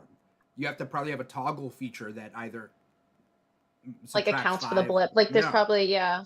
There's so just an and extra this is toggle that says why blipped, which it's subtracts 5. all right, time for your colonoscopy, and it's like I'm not old enough. Like I'm I'm not only ready. 35. Oh, we gotta get yearly prostate exams, and it's like what? I'm 35. Ladies and gentlemen, like, may I nope. present to you the plot of She-Hulk season 2, where She-Hulk represents people who have been affected by the blip. Even if they did that, I'd like that. That'd Think nice. about it. Yeah. It would work. Oh, a favorite scene that I had. Oh, was Cailin gonna say something? No, never mind. I loved them working together as a family because that's what it was like. It was like a family having fun on the ship, working together to switch spots. Oh yes, I thought it was and they're doing scene. double dutch and juggling. And... Kamala does it because I don't think Kamala has done double dutch before, right? No, Like, and she's doesn't like, jump in. I'll go. No. Jump in, just jump in. I remember trying to do double dutch as a kid on the playground, and I was not good. I have no coordination. It's difficult, very difficult. Do you think Carol knows how to do double dutch because she spent so much time with Monica and Maria? Like black people? I wasn't gonna say I don't know, but I say Monica knows it. She lost her memory, so all the cool black things that Carol knew about looks like it's gone. Oh no! Sorry. All the rhythm Carol had, gone. Carol's like, do I clap on the 1 and the 3 or the 2 and the 4? Or... You can blame the Cree for that one. All the knowledge of spices. I forget. I've been on Hala for so long. You actually Hala has the driest food. Are you kidding me? It's totally unseasoned. Hala has the worst food, especially with no atmosphere. I bet it's the most driest. Right. And no water? Slop. You know what? Darben makes perfect sense. I'd be mad. Just dry, stale bread. For 30 years, I'd hate Captain Marvel too. Wait, are you saying that that Darban should have taken other world spices? Probably. You know what? It's the colonizer mindset. You might as well go everybody's through all pantries. We don't need a new atmosphere. We need some adobo. Very nice. By the way, did they take all the ocean from that one planet, or did they get stopped? I'm pretty sure it stopped. I think they took some of it. Okay. Yeah. It's just because the planet was primarily water. Yeah. I mean, 90% is a lot of water. I feel like you can stop not 90%. It was 98% a little bit or something. It was you can have 8% of our water. Sure. Yeah. I mean, our oceans are rising. Take some of ours. There you go. Either way, it messes up your ecosystem. Probably. It probably really screws up the 8% ecosystem. of your water. Well, okay. Also, that's all salt water. Yeah. Oh yeah. They're gonna have to filter that and stuff. I'm sure they have filters. Right? Yeah, but you can't just use that water right away. It's like people are dehydrated and dying, but you can't just give them the salt water. Right. So do we are there spots in this movie that were not hidden? Because I'm trying to go through it in my head. Parts that were not hitting. Honestly, the parts that weren't hitting for me, I will say the mind meld sequence, and because I wish they would just had like a non sci-fi conversation. You That's a know, good point. like I wish they could have just talked it out. Yeah, I Yeah. don't I think think they it was a needed. little Yeah, traumatizing yeah, I Yeah. don't think you need for the whole Monica. brainwashing, whatchamacallit, torture, whatever it's called. They could, because in the previous scene, Monica was like, I needed you there. You missed me getting powers and all this stuff. Like it was a whole thing. I needed you. I know the Yeah. galaxy needed Captain Marvel. Look how much that did. I needed my aunt, you know? Do you guys agree with that, by the way? I always see that on things, right? Where it's like they're like a character's parent or loved one is a, you know, yeah, Justin. Oh, I was trying to focus. Oh, I will you were say raising your hand. no, I was raising my hand. I will say now that you called me, I have to say something. I will say that I think this is one of the writing pitfalls that Marvel weirdly put Captain Marvel in that oh she's so powerful she has to be like not on Earth. And in my opinion, I don't think she's that more She's powerful than not that Thor. powerful. Like not I mean, that she's powerful. powerful, but Yes, very powerful, but it's not not like like she's She's end not that every tenfold fast. conflict. more. I thought she was fast. I didn't know she needed a ship. Yeah, she is pretty fast. Like real fast. That was weird. But she's Um not, is what I'm trying to say. A she ship is is very faster, right? fast. No, well, because there I In certain remember situations, maybe. when like Carol accidentally switched with Kamala and Carol's on Earth. Yeah. And then Kamala and Monica are about to fight Darben. And then here comes Captain Marvel swooping in. I was like, Oh yeah. oh, Where'd she you go? were there in minutes. Well, you used Yeah. a gate, right? Like, holy shit, like you were there in minutes. From Earth to the Kree, the new like Right. scroll homeworld, whatever that was. Like, wow, But she didn't that's seem to multiple fly that galaxies. fast though. Booking it. But in my opinion, I just wish Captain Marvel would have been on Earth more. I think putting her in space during Endgame like really messed with her character. She didn't get to interact with all the Avengers, and some of the best Captain Marvel's moments is when she does that Yeah. like weird thing with Thor, where like, oh, who's this new person? And then like she doesn't even flinch Yeah. when he catches Stormbreaker right next to her, and he's like, ooh, I like her. Which Like is also a dick move on Thor's part. Let's just very dick move. Yeah. But think of all the quips that she could have made with Thor and all the cool things. Like, right. I really don't like that they put Captain Marvel in space for like 30 years, you know? Almost like they were like, everybody's talking bad about her. Let's exile the character to space. It's weird. It's so weird. Okay. Yeah. Does Kamala get the both bangles at the end or no? Or does she Yeah. lose But both? she gives one to Carol. Yes. Why does she even need one?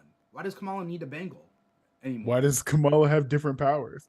Who knows? That's a different thing, sir. I think it's to say I don't think she needs the last time I checked, correct me if I'm wrong. Anyone who's watched Miss Marvel thing. Yeah. Kamala has powers. Yes. The bangles allow her to access and channel her powers, right? I think so. I thought it just activated it. And that was According I think to this movie, yeah. now that like two bangles, you'll be able to open up a portal to anywhere. I don't. Yeah. Because in the comics, the quantum bands are teleportation devices. But in Miss Marvel, the quantum band was almost just like a unlock your latent X gene sort of situation. Yeah. And then they added that on top. So I'm not sure why Carol gets one and Kamala gets one. I mean, might as well give Kamala the power up. Secret Wars is closer than you think. Go ahead, give her the power up. It's fine. No one's gonna die. Yeah. Also, it's not that bad of a power. Like the quantum bands creating teleportation things, like as long as you do it in space, it's not that bad. Like it just creates another gateway. Oh, Right. here's a real thing I didn't like. A real thing that I didn't like.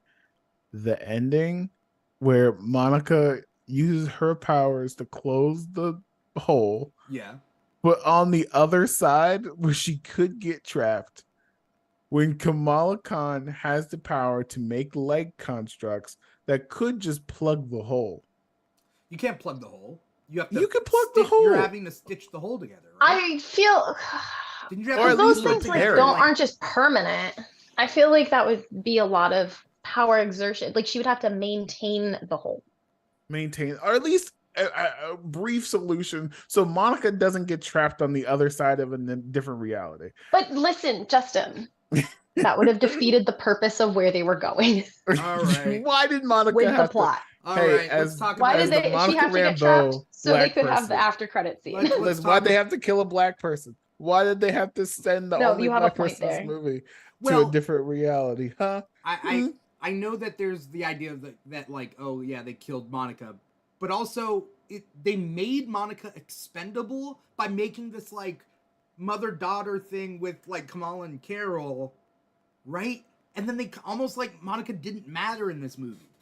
Yeah. She didn't even get a superhero Didn't name. matter. She gave Carol Danvers humanity. Like the magical Negro she was, you know? And it almost seemed like it was like, you made a mistake with me, don't make a mistake with her, and that was her purpose. And it's like, or you mend the relationship. Yeah. I feel like they wasted Monica in this. Also, they didn't give her a code name.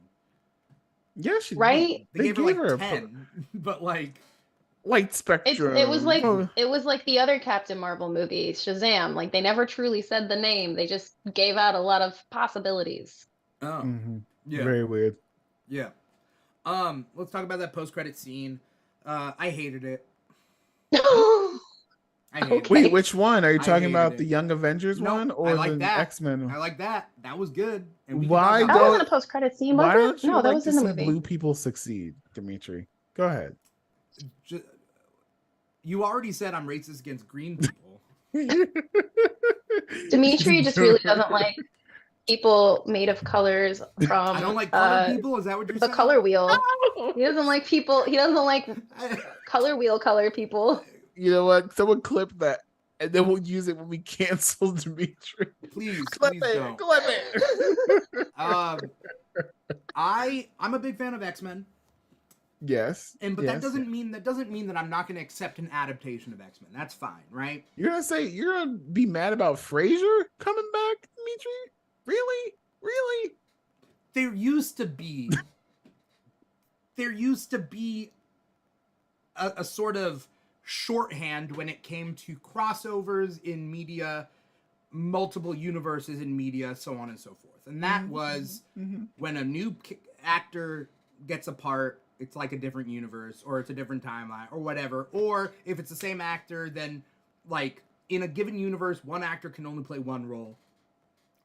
Like in Kevin Smith's universe, he had the same actor play multiple roles and then say, oh yeah, they're all cousins. Like it's just throwaway stuff. But the point being is that like there used to be like hard and fast rules. But and this is something we talked about when Spider-Man came out. And it's like, okay, so in the multiverse, we have the same character played by different actors. But also in the multiverse, don't we have like the same, do we have the same actor playing the same, like multiple characters? Yes. Right. Yes. So, I can think of 2 instances off the top of my head in Marvel. Right. It's anything goes. And then we get like, the shorthand should have been, if Kelsey Grammer voices Beast, it is the X-Men The Last Stand universe. Like, it's that timeline. That's the shorthand that should have been given. I think it is. It could be, but I don't.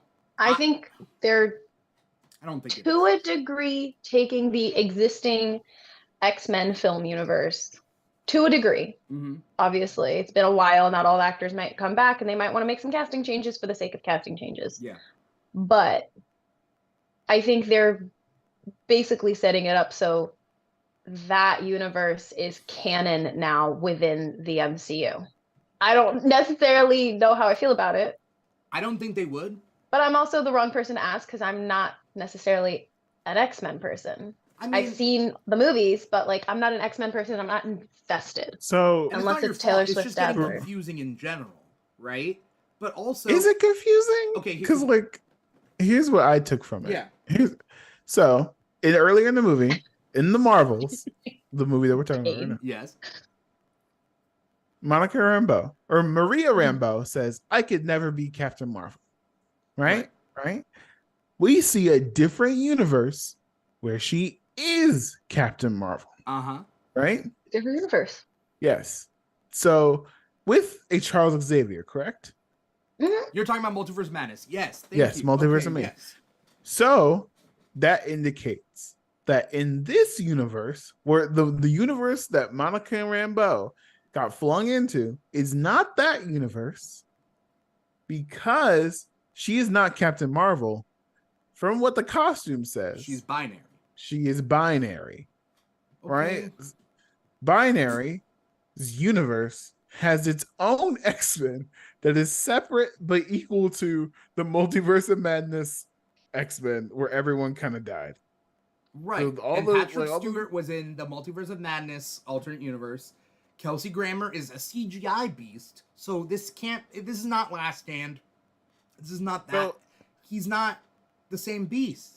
It's not the same beast, and that's okay.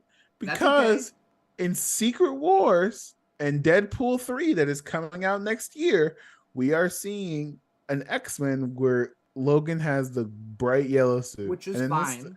And we see the bright blue beast here. Like, it wasn't like interpretive, like Days of Future Past, I become a werewolf beast. It was fucking beast. Like the beastie beast, right. You know? Right. It's a different design. It's more the comic design, my stars and garters. It's a CGI one. I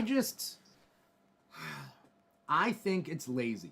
I think they're doing a lot of lazy things. I think that that universe that Monica got flung into at the end could have, just to make it easier, be the universe from Multiverse of Madness, except Maria lives. Okay? Like, she got crushed by a pillar. So what? It wasn't like she got chopped in half, you know?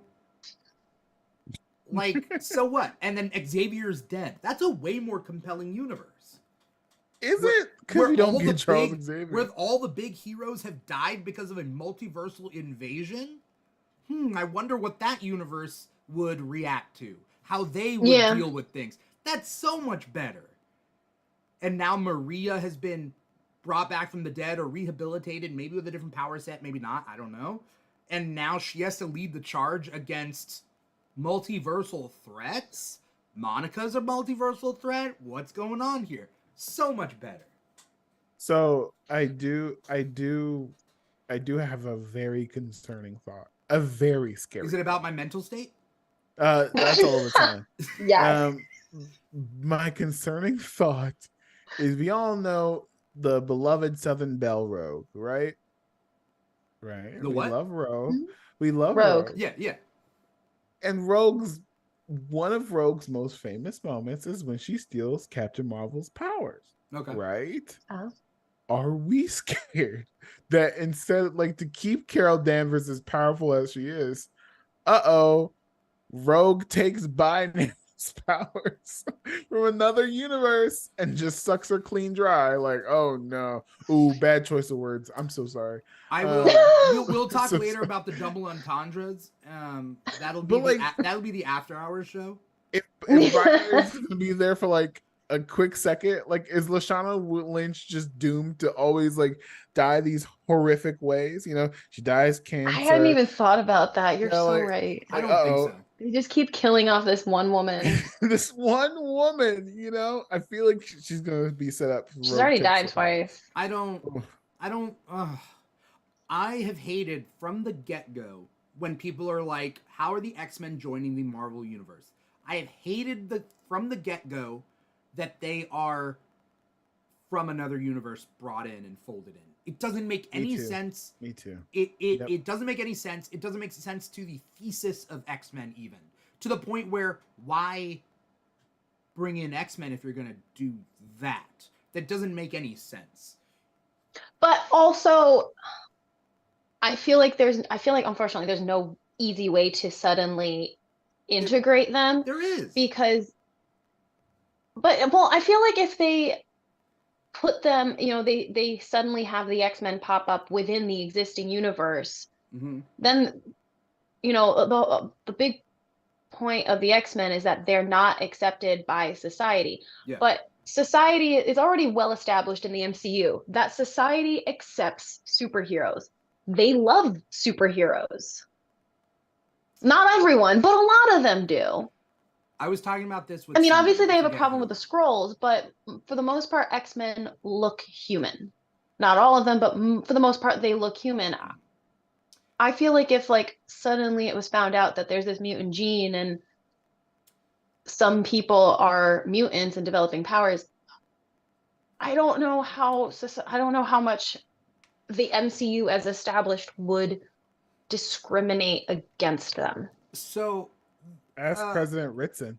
Yeah. Well, once again, I didn't watch Secret Invasion, so he flipped on a dime, I think some people would. Some people obviously would, but would society as a whole? But society as a whole doesn't. That's also the thing about racism and all these different conflicts is there has to be some sort of government thing, but then I don't know. Anyway, yeah, the X-Men.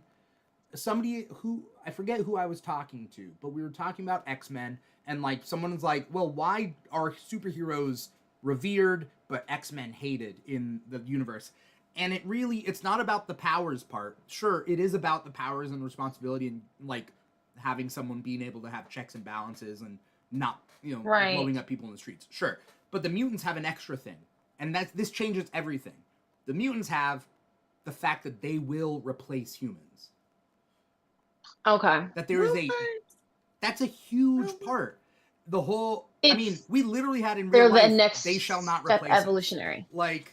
Yes, they're the next evolutionary step, and people don't want that. People don't want to feel like they are obsolete. We are all humans, and then when we realize there's another step in human evolution, we start hating them. That happens, Yeah. Not to mention, people have always brought up then where have the mutants been this whole time? Well, I don't know. Tell me where the Eternals have been. Tell me where all the magic tell me where all the magic users have been. Because there are a bunch of magic users in the MCU. Yeah. We never see them. And they don't all, the witches of Agatha's coven don't go and help out in Endgame. A lot of people don't go out and help in Endgame. If mutants have to stay secret, then they've been a secret this whole time. Okay, I'll accept that. That's my... But that's not what they're going to do. And I don't want them to be all the mutants get onto a spaceship life raft and then go from a dying universe to this universe. I messed up. Is that X-Men? Nope. You got to ask Kevin Feige. Sounds a little inhuman to me. Adding another thing is that I don't think that Kevin Feige is going to bring in the Fox X-Men as main cast X-Men, main timeline X-Men, mostly because he didn't have a say in it, and it ended badly. Dark Phoenix. There are more. I never saw that. There are more misses than hits. Ooh. I love Fox's X-Men stuff. I do, because that was the only way I was getting X-Men, and they do some good movies, but the rest are bad. And I don't think Kevin Feige is going to say we're going to continue from here. It'd be like Christopher Nolan continuing from Batman and Robin, which he didn't. Yeah. He shouldn't have. I don't know. I'm just upset by that end credit thing because I feel like I should love it. Anyone who knows me should be like, Dimitri's gonna love it, right? And I did not. Yeah. I understand your reasoning. I get it. Yeah. And it honestly almost makes sense because you're a diehard X-Men fan. It makes sense that you didn't love it because obviously you want things to be done. When it comes to some of the characters I love, I want things to be done a certain way. I don't like the Titans show, and 90% of that is the portrayal of Dick Grayson. I hate the Titans show so much. I never finished watched that. I never did. Some seasons were okay. I never watched the final season. It was a collection of moments. Yeah, I don't know. I watched some of it. I watched the first couple seasons mostly because it was the only live action Dick Grayson we had gotten since the 90s. Yeah. And it was clear to me that it was heading in the direction of him becoming Nightwing, which obviously I kept wanted. teasing it for so long. And I was Did he become thrilled to Nightwing? get a live action After like Nightwing. season 2, I think, right? It was at the end of season 2. They finally gave him the suit. End of season 2. It was end of season 2. At what point does Beast Boy get to change into more than one animal? That's all like end of season I don't know. 3? As far did they finally have it? Oh, that's right. He only I haven't watched changes into season one 4. animal? Yes. 90% of the show, he was only a tiger, and that was it.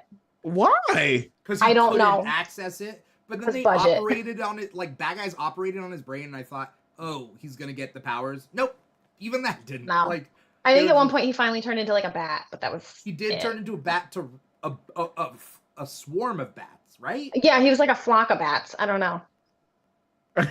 What is the science behind that? I don't know, but anyway, the point of that is, I watched something because they took a character I love, but it wasn't good because it was a character I love. Yeah. Well, so I understand where you're coming from. Are other people really liking that end credit scene with Beast and I Maria? did, but okay. I'm not an X. I mean, I have seen most of the X-Men movies. I went through last year and I was like, I'm gonna watch the X-Men movies, and I watched most of them, and I really did enjoy some of them. Some of them, as a whole, I enjoyed them. There's definitely a bunch that I probably wouldn't watch again, but there's a couple that I'm like, I would absolutely watch again. I enjoyed First Class. I enjoyed Days of Future Past. Days of Future Past is my favorite. Like, but absolutely. Yeah, it was a good one. That was a good one. So I enjoyed that, but I also recognize that that wasn't a super true, accurate adaptation of the characters. I'm just I know, but I'm just wondering where they're going because it doesn't make any sense. I don't know. As someone who's not necessarily an X-Men fan, but enjoyed X-Men to a degree, and I like the concept of the X-Men as a whole, I'm excited to see the X-Men, but that's just me. Yeah. Did you guys like the Kate Bishop scene at the end? Yes. I do, but I'm nervous. I do. I'm like, finally, we get an Avengers team. I am. This is gonna sound weird, but I don't mean it to. After seeing the box office numbers for this movie that we're talking about, I think the lesson that we all should have learned is that Disney Plus doesn't breed the breeding ground that we thought it did, or streaming and television audiences in general don't show up to the movies as much as we thought they did. Yeah. I think Miss Marvel should have been a movie. I think Hawkeye should have been a movie.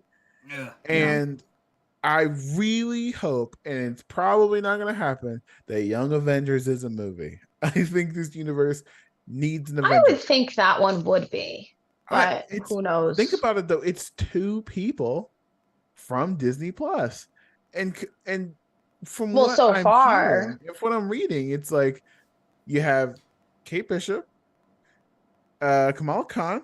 That's 2. I would assume America, maybe. America, but also Wanda's sons, the twins. I hate how the twins, but then they also twins. I don't think the twins are coming back. Out of 5 of those people are from Disney But then Plus. Kamala also mentioned, apparently Ant-Man has a kid. Yeah, that's so Cassie, and she's movies. I don't know the line of the Young Avengers. 3/5 of this team is from Disney Plus. Right. They should have been movies from the get-go. And I love them. I love Kate Bishop. I love Haley Steinfeld's portrayal of Kate Bishop. I think it's brilliant casting. I thought she was phenomenal in this series. And the same goes for Iman Vellani. They were so good that they should have been in a movie. Yeah. I don't think nearly enough people have watched Ms. Marvel, and they should, because they should. It really is such a shining light in Marvel right now. Yeah. I think she was the best part of this movie. Wholeheartedly. Without question. That and Goose. I don't know where the line is between Young Avengers and Avengers now. It's just kind of weird. It's inconsistent. I don't. Yeah. I think we need a new Avengers team, not a new young Avengers. I agree. I don't care. I don't. I mean, I love the comics and everything, but these aren't the comics, and I know that like if we never get a young Avengers team, I'm okay. Yeah. I mean, they could just fold them into the not the real Avengers. I mean, like Sam needs a team. Put Shang-Chi on there. Right. Throw Kamala Khan and Hawkeye on there. Shuri. Shuri, and that's maybe if you're feeling dangerous, throw She-Hulk on there too. I mean, that's a solid lineup. I mean, throw in Valkyrie. Yeah. No, oh God, I yeah. will say no Valkyrie. No, she'd rather be president. Because weirdly, I think she has a job. Yeah, that's true. I mean, yes, she has a job, but I think we need honestly, Asgardian. I think we should just have something that focuses on her. Kid Loki. Or just Loki in general. Or Loki. More Loki? I would like more Loki. More likely to get Sylvie, but yeah. You know what? I wouldn't be mad about it. Sylvie joins the Avengers. Sure, why not? She get a better haircut. You don't I did not like her. I did not. It looked like a mullet. In this season, right? Yeah, I liked her hair first season. Yeah, I didn't like her hair this season. Yeah, it looked bad. But like, I thought it made her look old, and she's so pretty. I think that Marvel had some really good stuff, and I'm not counting out Marvel. I'm not one of those people because I also feel like people who count out Marvel are coming at it for whatever reason, and I don't know whether they're in good faith. But yeah, but I think that Marvel had a chance to keep the ball rolling, and they kind of fumbled the ball. And I think that part of it is because you have to consistently bring in new viewers, and you have to keep the old people entertained. This is any industry. This is any brand that you have, sure, brand name recognition, but you have to bring in 5-year-olds. You got to bring in 50-year-olds or keep the 50-year-olds, Yeah. You have to, which means, sure, there are going to be 50-year-olds that don't want any changes to their lineup. And there's going to be ones that want to see Shang-Chi join the Avengers. And you can do both. I think. Yeah. Can you? You get people used to it. And you can make it work, but I think that they fumbled. And you have to have small stories and you have to have big stories. The multiverse it's too much. Give it some time. Yeah. Give it some time. Yeah. Don't you want to see Andrew Garfield again? Come on. Honestly, if I never do, I'm fine. Don't you want to see Hugh Jackman? Yes. I know I am getting Hugh Jackman, but again, if I never do, I'm fine. I'm fine with them recasting the X-Men. That's okay. Don't you want David Hasselhoff, Nick Fury? Yeah, that's exactly. Don't you want Tom Cruise as Iron Man? Never. Don't you want Emily Blunt as Black Widow? Oh, Terrence Howard coming back as War Machine? Don't you want that? This is what your dad, had. See?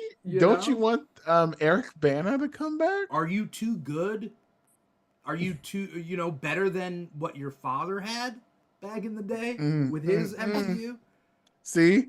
They were struggling. And it's time to honor those people, which is why we're bringing back the guy who was covered in green paint in the Hulk show. Lou Ferrigno. Lou Ferrigno, come on out.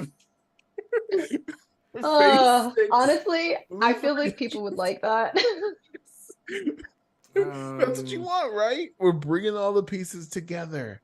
I think what certain guys want is an all-male Avengers team, and even Black Widow. And Black Widow, but she has to be she has to be way more sultry. Like her zipper doesn't zip up all the way. Zipper doesn't go all the way up. It gets stuck. No pants. She's like, I guess I'm fine.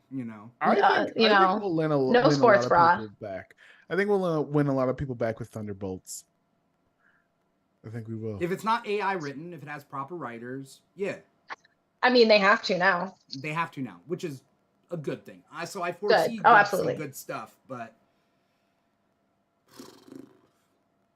yeah, I don't get the hate for this movie. I give it a B. I like it. Yeah. I also think that it's a really good one for like younger kids to come into. And Oh, yeah. you know, and like teenage girls. And I'm not discounting teenage girls. Teenage girls are a big part of the market. They're human beings. They deserve Marvel stuff too. They just aren't necessarily always the forefront of the thought process when creating and or marketing. Yeah. Though I think this was marketed to them. They just need to come out. Yes, this one was. I'm saying just like more and more they are realizing, hey, we actually can make money off of girls who like this stuff. Yeah. Yeah. Do you guys have any closing thoughts for the Marvels? Whether it's your you know, closing statement, your restatement of your thesis, any sorts of stuff. Once again, 10 out of 10 for cats. 10 out of 10 for cats. Justice for Monica Rambeau. Yeah. Because I feel like she's gonna get stuck there and forgotten about. Because how many open plot lines are there in the MCU right now that have not been? Not as many. What are the rings from Shang-Chi that are apparently extraterrestrial? Because Captain Marvel was supposed to be dealing with that. Yep. She's busy, okay?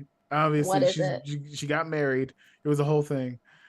Like, let's bring Simu Liu back. Sure. Yeah, it's the biggest drop ball. I want another Shang-Chi. That's one of the best Marvel movies out there. Let's get more. I pitched my Shang-Chi today. Oh, really? To Marvel? No, to TikTok, because I know they'll never make my version, but it's okay. I'll have to check your pitch out. Who's your villain? Arcade. Ooh. Arcade's my first villain. Arcade's my first villain in X-Men, but okay. No one's using Arcade, which is why I felt I would be using Arcade. No, well, it's my universe, so it's well, I guess we're different universes in the multiverse then. I guess Shang-Chi teams up with the X-Men. Ooh, to fight maybe. Arcade. Arcade doesn't need that much like, opposition. But okay, all right. I'll go watch that. Do you guys have any closing thoughts, or was that your closing thoughts? I'm good. That was my closing thoughts is don't use the G word. Don't be racist against green people. Oh, yes, that G word. Yes, of course. Thank you guys so much for coming on. It's great to be back, to be talking about movies. Tomorrow we will be talking about Loki season 2, which may or may not tie in with this. I'm not quite sure. It was a doozy. Before we get going though, as I thank both of you, and I thank the people out there, Jason Williams on YouTube, A Bag of Pudding, a first-time chatter. I don't know if A Bag of Pudding is still there. A Bag of Pudding said, "What about Kamala being a mutant, though?" What about it? That wasn't necessarily brought up in this. Yeah. But, I mean, other than the X-Men thing at the end. Right. Also, I think that will be further explored, or at least I'm hoping they further explore that and explain that. Yeah. But, what if Rogue takes Kamala's powers? And then she reverts back to stretching.